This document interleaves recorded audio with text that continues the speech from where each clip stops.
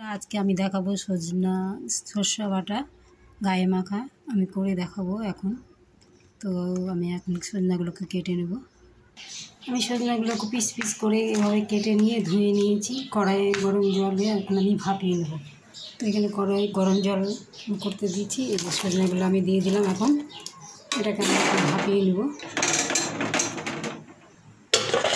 এবার আমি ভাপিয়ে দিয়ে দিলাম। এখন আমি ঢাকনা উঠিয়ে দেখে নেব সজনাগুলো হচ্ছে কি। হ্যাঁ, আমার সজনাগুলো সিদ্ধ হয়ে গেছে। আমি এক এক করে এখন তুলে নেব। এই যে আমার সিদ্ধ করা সজনা তুলে নিয়েছি। এবার আমি কড়াইয়ে দেখাবো কি করে রান্না করবো এটা। এবার কড়াইয়ে আমি তেল দিয়ে দিচ্ছি।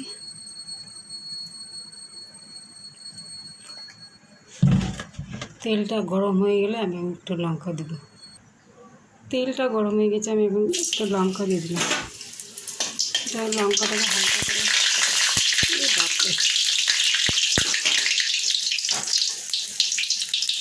লঙ্কাটা আমি হালকা করে ভেজে নিয়ে এবার আমি সিদ্ধ করে সজনাগুলো সব দিয়ে দিলাম।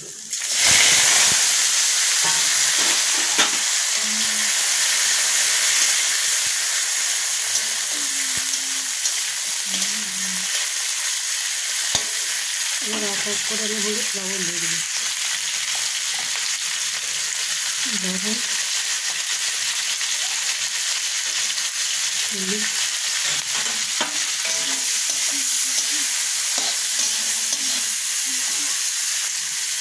এটা ভাজা ভাজা হয়ে যাবে, তারপরে আমি মশলা দেবো। সরষে বাটা টমেটোটাকে হালকা করে ভেজে এবার আমি দেখে নিচ্ছি ভাজা ভাজা হয়ে আসছে। এই টাইমে খুব সজনা এখন পাওয়া যায়, আপনারা সবাই বাড়িতে খাবেন। সজনা খাওয়া খুবই ভালো। যাদের প্রেশার আছে তাদের জন্য তো আরও খুবই ভালো। প্রেশার বেশি থাকলে কমে যায় সজনা খেতে। ভাজা হয়ে গেলে আমি মশলা দিয়ে দিই। আমি ভাপিয়ে নিয়েছি। আপনারা এটা ভাপানো যাবে, আবার বিনা ভাপানো করা যাবে। তো আমি ভাপিয়ে নিয়েছি। এবার আমি মশলাগুলো দিয়ে দিচ্ছি।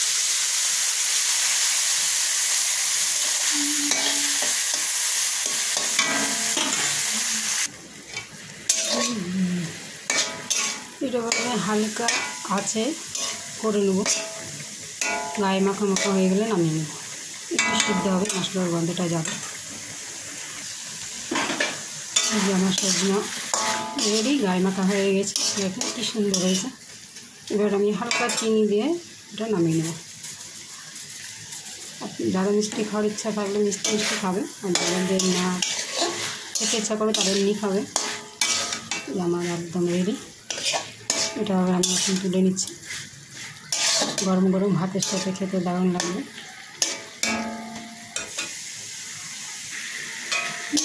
আমার এই সজনা রেডি, দারুণ হয়েছে।